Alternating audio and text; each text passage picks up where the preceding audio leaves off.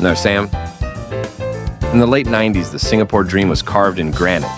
Cash, car, credit card, condo, country club. Gen X dreams passed from mentors to mentees as if these were divine blueprints. We were told, work hard, climb fast, don't look back. So when I graduated in 1998, right in the middle of the Asian financial crisis, that dream felt like a cruel joke. No one was hiring. Resumes just disappeared into black holes. I went from lecture halls to a front desk at a boutique hotel. I felt like a failure. Until a friend referred me to a job at a certain international bank, known for its brutal hours and highest divorce rates. At all hours, there is always someone working in the office. That's when I started living two lives.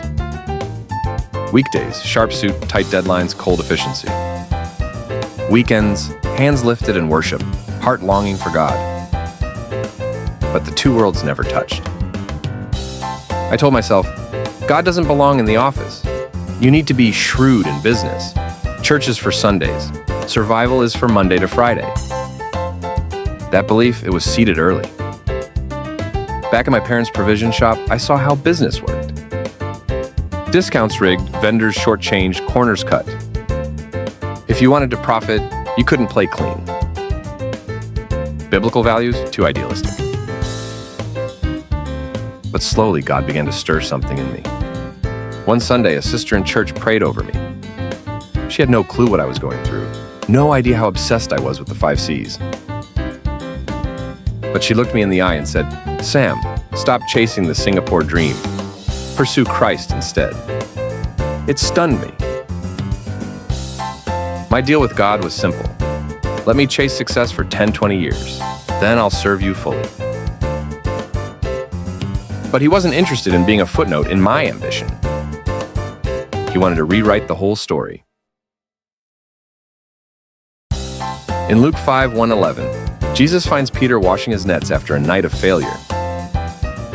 No fish, no success, no hope. But Jesus steps into Peter's boat. He says, "Put out into deep water and let down the nets for a catch." Peter hesitates. "We've worked all night and caught nothing." But then he obeys. The nets overflow, his boat nearly sinks from abundance. And then Peter doesn't negotiate. He doesn't say, "God, let me cash in these fish first." He leaves the nets, he leaves the business.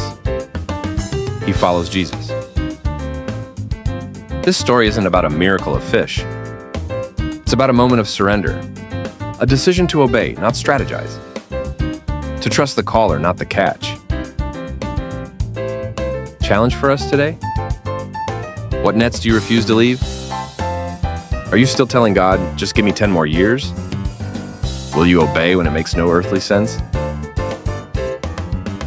In the banking world, we moved in tribes. Colleagues switched jobs together. Same politics, same culture, different logo. Familiarity is equal to survival. One day, my tribe decided to move. They urged me to go. But something in my spirit whispered, "Stay." It didn't make sense, but I obeyed. And years later, scandals broke out in their new firm. By God's grace, I was spared. I often say, trusting God feels like standing at the edge of a cliff in a pitch-black cave. You look down and then see nothing.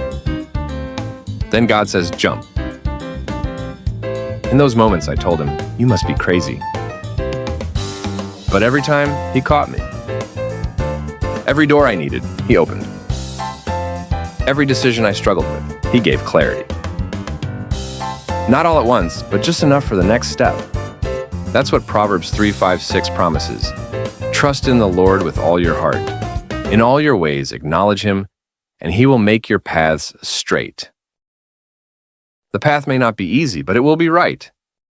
I've now spent over 20 years in the financial world. By all human standards, I survived one of the most secular, hostile industries. But that's not the miracle.